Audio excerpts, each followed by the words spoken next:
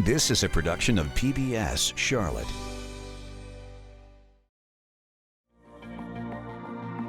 American Graduate Getting to Work is made possible by the Corporation for Public Broadcasting. Just ahead on Carolina Impact. A high school diploma in one hand, a job offer in the other. I'm Jeff Sonnier. Stick around. We'll tell you how Charlotte-Mecklenburg schools are helping students train for and find jobs in the construction industry. We'll take you to the land of the waterfalls in North Carolina. Did you know such a place even existed? And we'll show you how a pit bull and a veteran make a vital difference in each other's lives. There's nothing I would not do for her, and there's nothing that she would not do for me. Carolina Impact starts right now. Carolina Impact, covering the issues, people, and places that impact you. This is Carolina Impact. Good evening. Thanks so much for joining us. I'm Amy Burkett. If you're looking for a job, Charlotte's construction trades might be looking for you. There's a building boom in the Charlotte area and not enough workers to keep up with all those new houses and high-rises. That's why Charlotte-Mecklenburg schools added new classes in carpentry this year, expanding a career education program that's getting graduates ready for their first job right out of high school. This week, as part of PBS Charlotte's American Graduate Getting to Work series, Jeff Sonnier takes us out to where the jobs are. Yeah, Charlotte's construction industry is definitely hiring. But you can't just show up here at the work site with a truck and a toolbox and expect them to hand you a job. It doesn't work that way, not in the real world. What the trades are looking for are skilled workers, not necessarily with experience, but with the training they need to get the experience. And that's where CMS's carpentry program comes in, connecting job sites like this who have the work with students and graduates who can do the work. Good afternoon, gentlemen. I have a textbook open up to, you're gonna need page 1 and 2. I wanna get that roof on that thing. So that roof's gonna sit up on those 3 walls and get carriaged in, and it's pretty much done. Return to the Mac. Get up what it is, what it does, what it is, what it isn't. Looking for a better way to get up out of bed instead of getting on the internet and checking a new hit. Get up.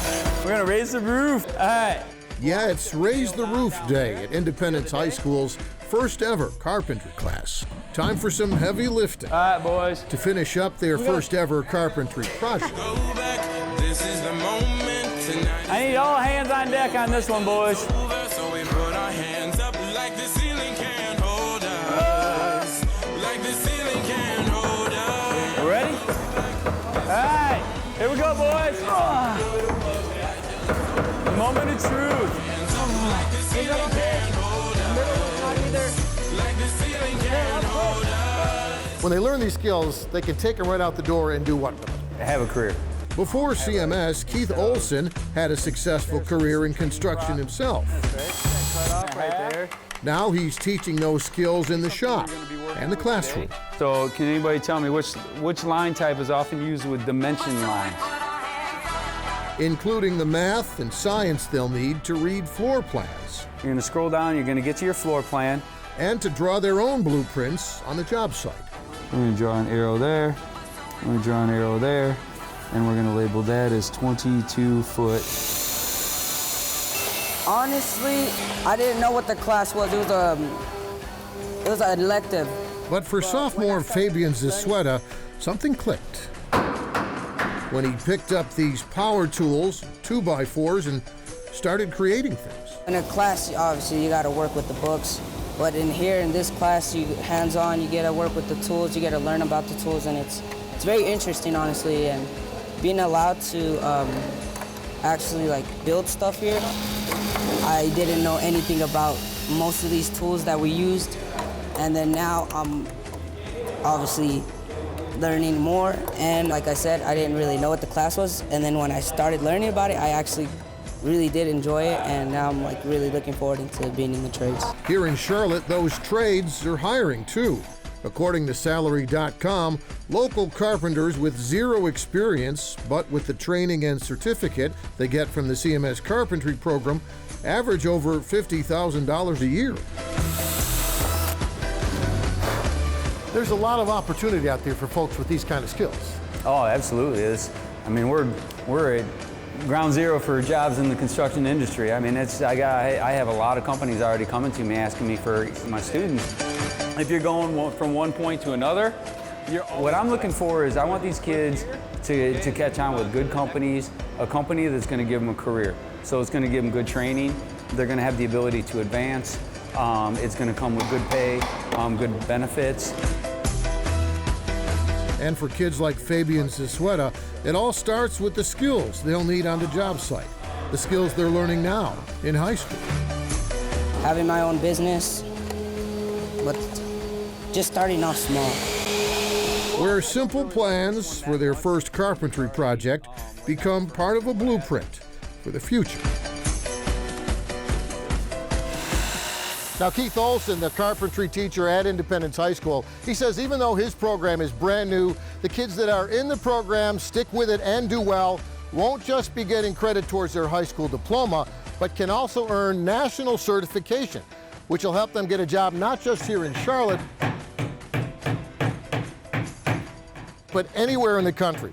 By the way, those CMS carpentry classes are really the only classes CMS offers in the construction trades, but lots of other area school systems have been doing this for years, launching construction careers right after high school. Amy?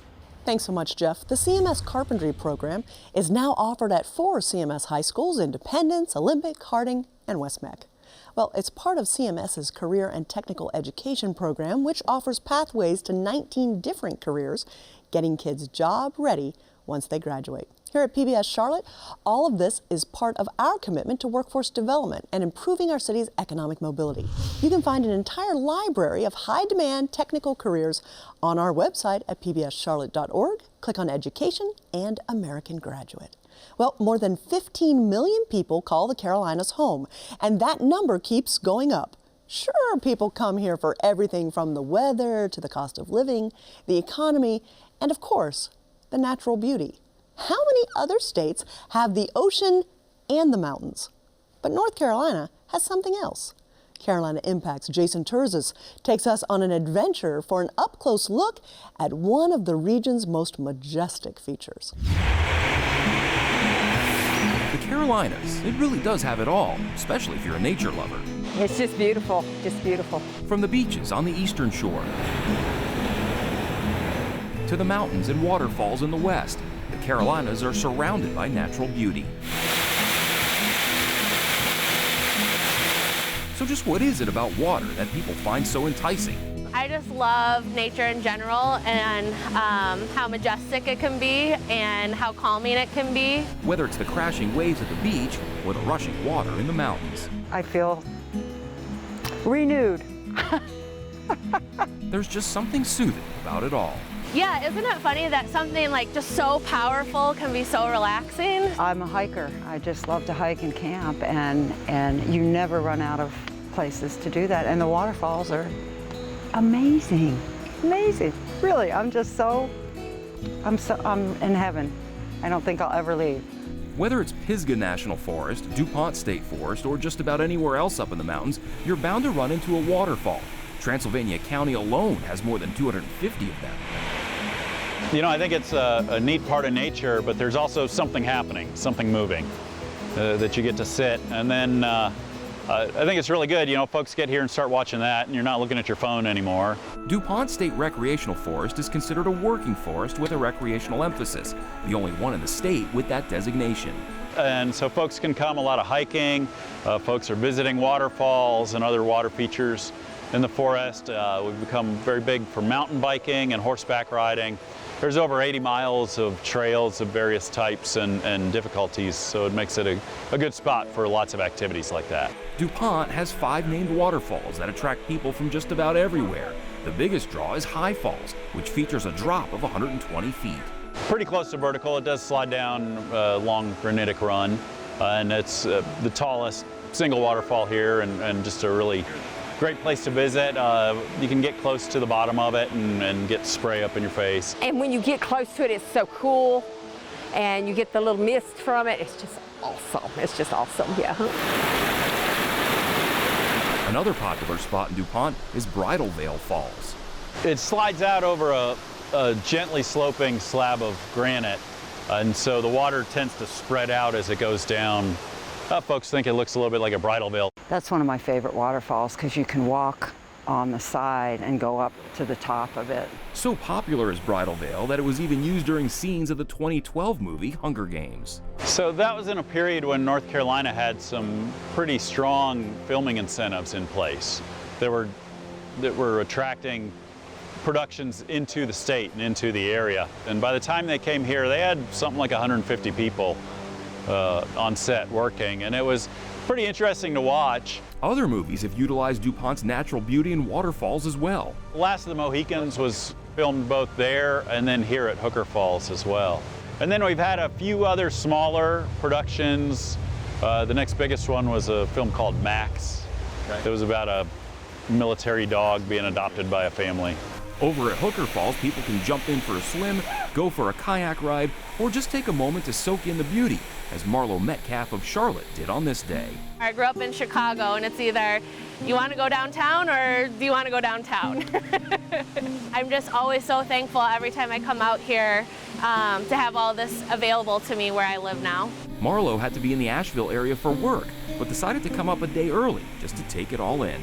And I just wanted to come and sit and chill by the little creeks and by the waterfalls. I just love the peacefulness of this area. Since the state of North Carolina started purchasing the land from the DuPont Corporation in the late 90s, visitors have been flocking to the forest. In the first couple of years, we're estimating maybe 100, 150,000 visitors per year. We may have hit 1 million a couple of years ago. We've settled down a little bit to maybe 650,000 or that general area per year. I would do this every day if I didn't have to work. To be honest with you, I think I'm going to come back tomorrow and go down another trail that I made note of that I haven't been on yet. Whether it's the big waterfalls or just the meandering little streams and rivers with the tiny falls, everyone who comes here to visit realizes just how lucky they are to have all of this so close by. My boyfriend and I were actually talking like, now's the time if we wanted to go live anywhere else, where would we go? And we went through every city in the United States and we decided, no, Charlotte's the place because we're 2 hours to the mountains, we're 3 hours to the beach, we have all this at our fingertips. The Carolinas, a region with so much natural beauty from end to end, it just keeps on giving. Jason joins us now, and I love the fact I was a little envious of seeing you at DuPont Forest's High Falls. I took the family there before my son went off to college, and it really is just a great bonding opportunity. The beauty, I could have sat on a rock there for the rest of my life. It was so stunning. And that's also part of what has spearheaded this, is because you were able to go with your husband and your son and enjoy it and really take in that experience and come back and be like, oh my gosh, this is so beautiful. And so when I went up there a few weeks ago to sit back and see, it was still warm at that point.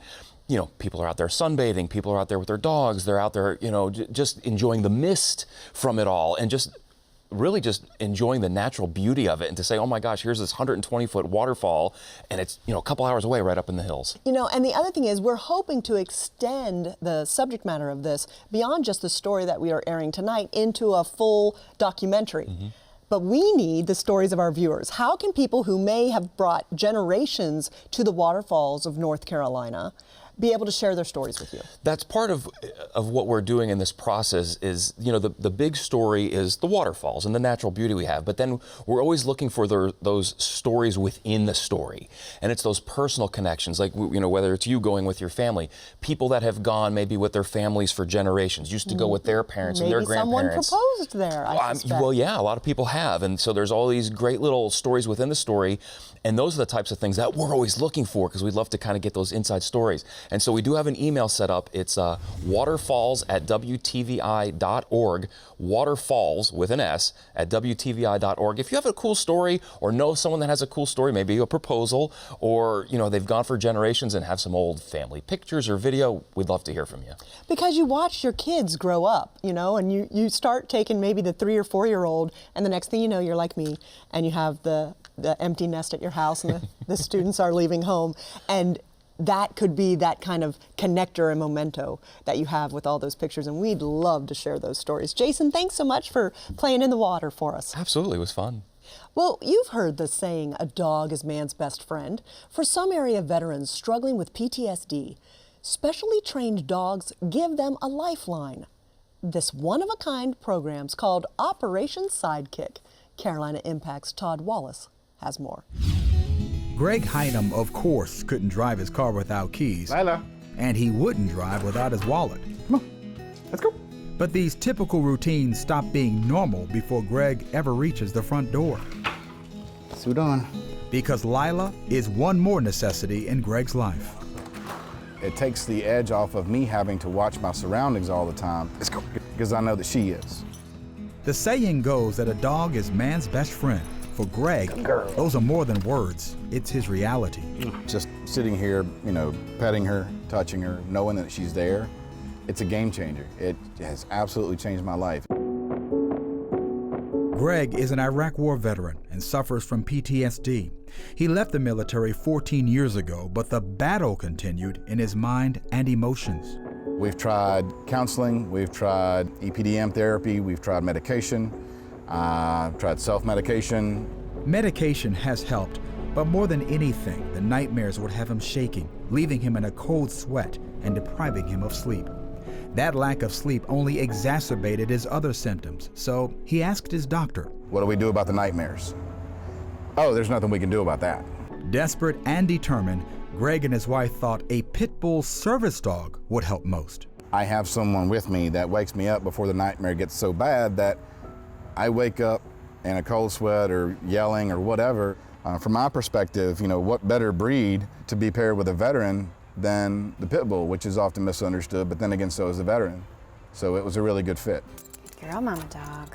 That fit was made possible through Sarah Andreyko with Operation Sidekick, a program under the American Pit Bull Foundation. It is the first organization to exclusively train rescued pit bulls as service dogs to help veterans. It's doing two things. It's reducing the euthanasia rate of highly adaptable animals, and then also providing help to veterans that are struggling, that are of high potential for suicide.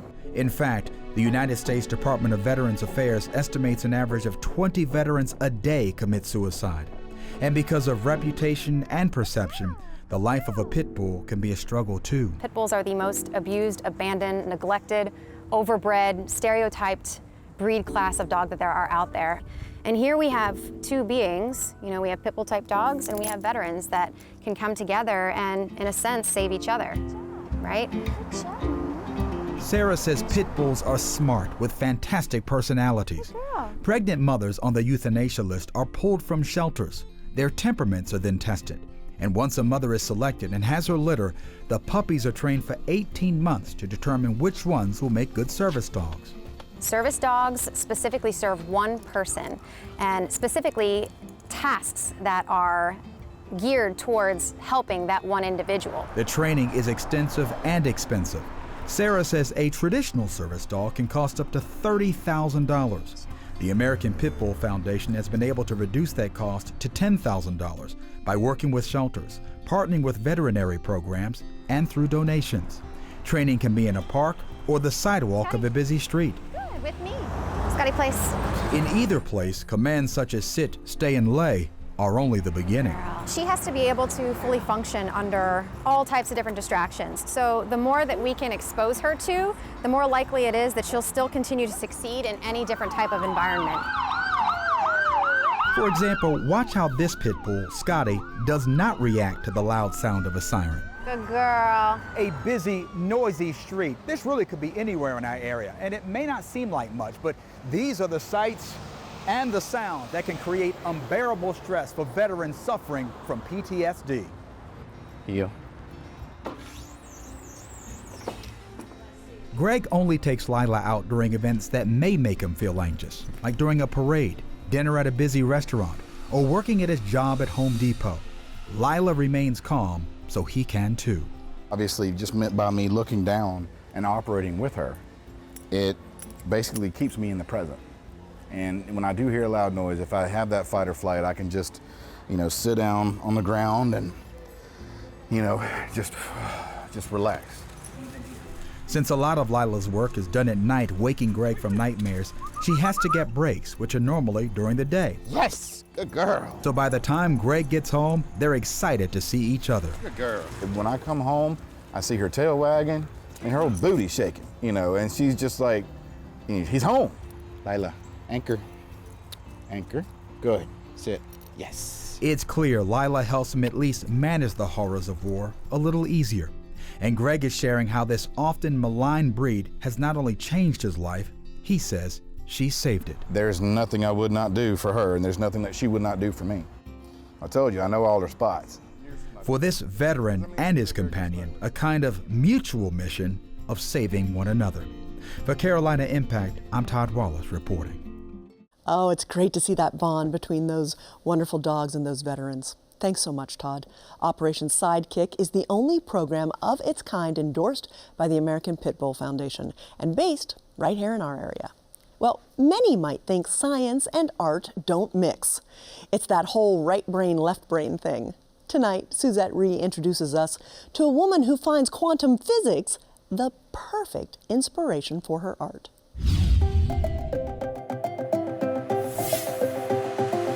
If scientists had an artistic muse, it would surely be Orr Ambrose. It's a fun exploration. She calls her painting collection abstract landscapes of the micro-universe. I like to listen to podcasts about science. She is inspired by scientific theories, lectures she found online. One video led to another video of scientists discussing their theories on quantum physics and cosmology. I found that those theories so inspiring. Once she explains her inspiration, you can see the science on canvas. They come up with theories to try to explain things, and their method of explaining things is more using symbols, mathematics to describe their ideas, while mine is more using color. And that's what happened. Color and circles become so much more. They're either a particle, or they're a cell, or they're a quantum photon, or however you need to use them. And by piling them together, I envision it the same way that you might have atoms that make up your body. They're just these tiny particles that come together to form something substantive. Her paintings are substantive. They take months to complete. She works on a few at a time so they can dry in between the many layers of paint. Ambrose sees her art as fun and joyful, an artistic interpretation of science and the world of infinite possibilities. In showing us her process, Ambrose explains she begins with an underpainting using an acrylic wash. The part you don't see is crucial. It's my Jackson Pollock moment. And I do like that part of it because I can actually be physical. The paint's just going everywhere. The water moves the paint, as it were. So I like that idea that it's chaos. Ambrose says the underpainting adds light and dimension to the paintings and helps to create its unique patterns. Circle by circle, molecule by molecule, the same way that atoms come together to form your body. And that's how I think of it. That's how I think of them. There was something just awe-inspiring about the subjects. They were so big and so small, and you had to really engage your imagination to try to understand what they were telling you about, like string theory or anything to do with quantum physics. Ambrose focused on art as a teenager. Early influences included spending time on Monhegan Island Artist Colony in Maine, and she double majored in painting and ceramics. Her exhibit has been called The Invisible Landscape. An upcoming one is called Art of the Cosmos. Ambrose says she is utterly fascinated by science, and in these paintings, she gets to better know herself. I'm hugely inspired by scientific theories, especially ones that pertain to quantum physics. I can't get enough of those ideas. And those ideas found their way here through Ambrose, an artist who found a way to bring the world beyond and beneath onto her canvas. For Carolina Impact, I'm Suzette Rhee reporting. Okay, it may sound a little quirky, but I think that's some mind-blowing work. Thanks so much, Suzette. Who knew quantum physics could look so beautiful? Ambrose's next exhibit is in Greensboro. She'll then take it to Los Angeles in April.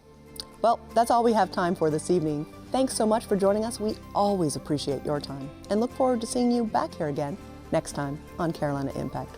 Good night, my friends.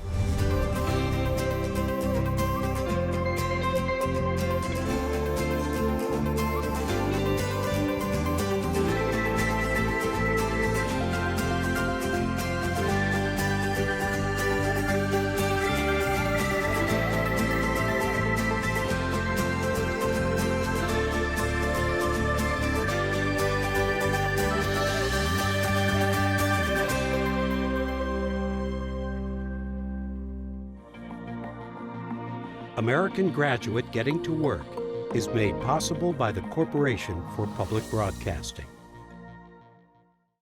A production of PBS Charlotte.